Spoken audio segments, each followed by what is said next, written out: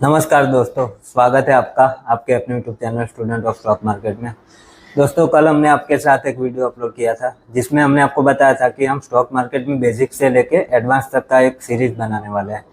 और आज का हमारा टॉपिक था, कल हमने आपको बताया था कि कल हम डिस्कस करने वाले हैं कि स्टॉक मार्केट क्या है। जो सबसे बेसिक कॉन्सेप्ट है कि स्टॉक मार्केट या शेयर मार्केट जिसे बोलते हैं वो है क्या और उसमें काम कैसे होता है। तो आज हम टाइम ज़्यादा वेस्ट किए बिना स्टार्ट करते हैं अपना जो पहला टॉपिक है, व्हाट इज स्टॉक मार्केट। ठीक है, चलिए। अभी मैं आपको एक सिंपल अभी मैं आपको जो भी समझाऊंगा ये सारी सीरीज में, वो एक ज़्यादा टेक्निकल लैंग्वेज में नहीं समझाऊंगा। कि जैसे हम रोज का कोई काम करते हैं, ठीक है, या हम दोस्तों से कैसे बात करते हैं या फिर अपने फैमिली मेंबर से कैसे डिस्कशन करते हैं, मैं आपको वैसे स्टेप बाय स्टेप एक एक चीज़ समझाने वाला हूँ। तो चलिए हम स्टार्ट करते हैं। What is stock market, stock market क्या है। ठीक है, सबसे पहले मैंने आपको कल बताया था कि जो नए लोग रहते हैं उनके दिमाग में एक ही क्वेश्चन चलता रहता है कि स्टॉक मार्केट क्या है, स्टॉक क्या है, शेयर क्या है। जो हम टीवी में या फिर कहीं सुनते हैं कि ये शेयर का प्राइस आज ये बढ़ गया, ये स्टॉक का प्राइस घट गया, बढ़ गया, तो वो स्टॉक क्या है। तो मैं आपको सिंपल लैंग्वेज में समझाऊँ तो कोई भी बिजनेस हम स्टार्ट करते हैं, जैसे कि आप सोचिए कि आपके दोस्त ने कोई बिजनेस स्टार्ट किया, उसमें उसको अभी 10,000 की जरूरत है, ठीक है, और उसके पास है अभी 5,000। तो वो बंदा अपने 5,000 लगाएगा और किसी रिलेटिव्स या फिर किसी दोस्त को वो अप्रोच करेगा कि भाई मैं ये बिजनेस करने का सोच रहा हूँ, इस बिजनेस में ऐसा ऐसा है, प्रॉफिट इतना हो सकता है, या जो भी उसका बेनिफिट्स रहेगा वो समझाएगा और वहाँ से वो कैपिटल या तो फिर फंड्स उठाएगा। ठीक है, तो वो फंड पे अगर सपोज कि कोई कंपनी पे 10,000 का इन्वेस्टमेंट है और वो बंदे के पास 5,000 है, तो वो बंदा कहीं और से 5,000 लाएगा, तो कंपनी की जो हिस्सेदारी रहेगी, प्रॉफिट की हिस्सेदारी कंपनी की, उसमें से वो 50% शेयर वो बंदे को देगा जिससे वो 5,000 लेके आया। ठीक है, तो बस वैसे ही जैसे अभी हम इसको बड़े स्केल पे देखते हैं।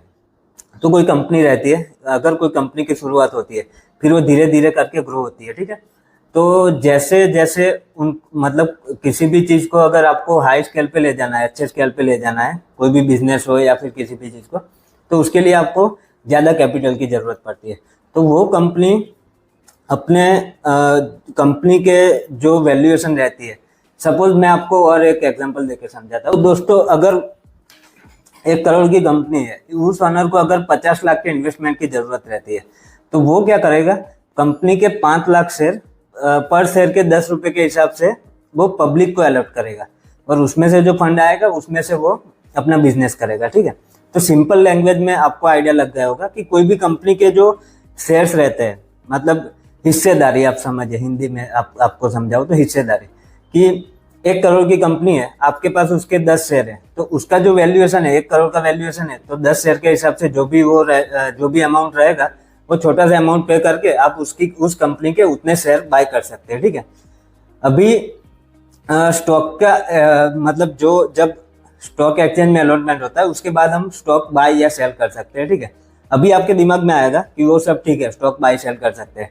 पर आपको अभी शेयर का भी थोड़ा बहुत आइडिया लग गया, स्टॉक क्या है, शेयर क्या है। ठीक है, तो अभी आपको दूसरा एक क्वेश्चन आएगा कि स्टॉक मार्केट क्या है, शेयर मार्केट क्या है। ठीक है, तो उसको मैं आपको थोड़े सिंपल लैंग्वेज में समझाऊं तो जैसे हम किसी चीज की खरीदारी या बेचने के लिए, आपको शॉपिंग करनी है या फिर कुछ खरीदना है, बेचना है, तो उसके लिए हम जैसे मार्केट में जाते हैं, वैसे ही जो अभी मैंने आपको स्टॉक या शेयर के बारे में जो समझाया, उस शेयर की बाइंग या सेलिंग जिस मार्केट में होती है उसको हम शेयर मार्केट या स्टॉक मार्केट कहते हैं। ठीक है, तो दोस्तों, स्टॉक मार्केट की हिस्ट्री में अगर आपको ले जाऊं कि स्टॉक मार्केट की शुरुआत कैसे हुई थी और किसने कहाँ से की थी, तो आज से 400 साल के आसपास, 400 साल पहले 17वीं सदी में, जैसे आपको पता होगा कि ईस्ट इंडिया कंपनी का नाम आपने सुना होगा, जिसने इंडिया पे कब्जा किया था, इंडिया को गुलाम बनाया था।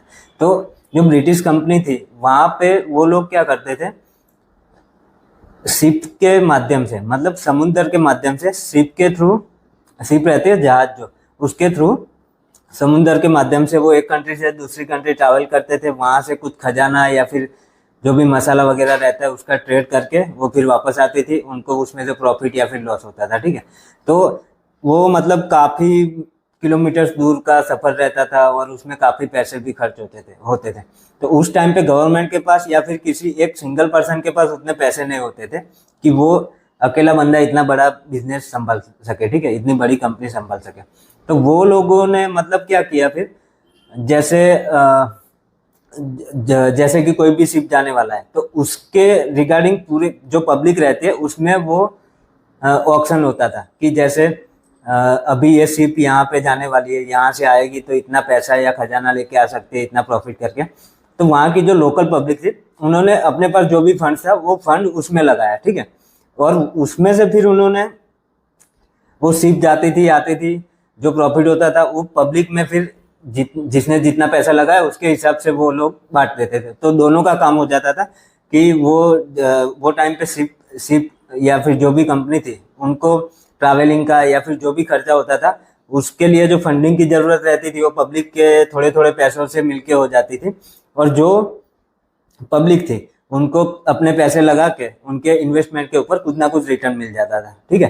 तो ये मतलब स्टॉक मार्केट की हिस्ट्री मैंने आपको बताई कि स्टॉक मार्केट की शुरुआत ऐसे हुई। दोस्तों पहले के टाइम में तो इतने सारे स्टॉक एक्सचेंजेस नहीं थे, पर अभी के टाइम में टेक्नोलॉजी भी इतनी डेवलप हो चुकी है और सभी कंट्रीज अभी एक लेवल पे आ चुकी है। तो सबके पास अपने अपने खुद के स्टॉक एक्सचेंजेस रहते हैं जिसमें शेयर्स की बाय और सेलिंग चलती रहती है, ठीक है।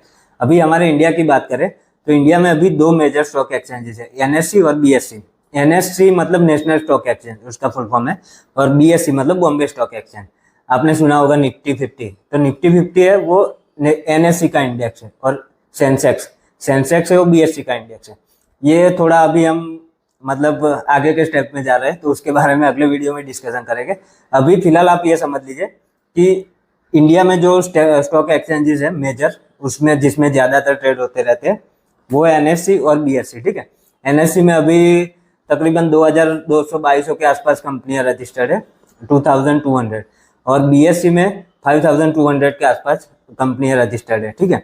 दोस्तों सिंपल लैंग्वेज में आपको समझाऊं तो कुछ भी, जैसे मैंने आपको पहले बताया कि कुछ भी खरीदने या बेचने के लिए हमको मार्केट में जाना पड़ता है, वैसे ही स्टॉक का भी आपको अभी थोड़ा बहुत तो आइडिया लग गया होगा कि स्टॉक का मतलब क्या रहता है। कोई भी कंपनी रहती है तो उसके जो शेयर करके कंपनी का ओनर वो शेयर को मार्केट में पब्लिक में बेच के उसके जो पैसे से उसका बिजनेस करता है उसको हम स्टॉक या शेयर बोलते हैं, ठीक है। तो जैसे ही हम किसी भी चीज की बाइंग या सेलिंग के लिए मार्केट में जाते हैं, सेम वैसे ही कंपनी के शेयर्स बाय और सेल करने के लिए जो मार्केट रहती है उसको हम स्टॉक मार्केट कहते हैं, ठीक है। अभी कल हम डिस्कशन करेंगे कि स्टॉक मार्केट में ओनर जो रहते हैं वो स्टॉक अलॉट कैसे करते हैं, ठीक है। स्टॉक का अलॉटमेंट कैसे होता है स्टॉक मार्केट में और उसमें ट्रेड कैसे होता है, उसके बारे में हम कल डिस्कशन करेंगे। अभी के लिए इतना ही फ्रेंड्स। अगर आपको वीडियो पसंद आता है तो आप चैनल सब्सक्राइब कर सकते हैं और अपने दोस्तों के साथ शेयर भी कर सकते हैं। थैंक यू, जय हिंद।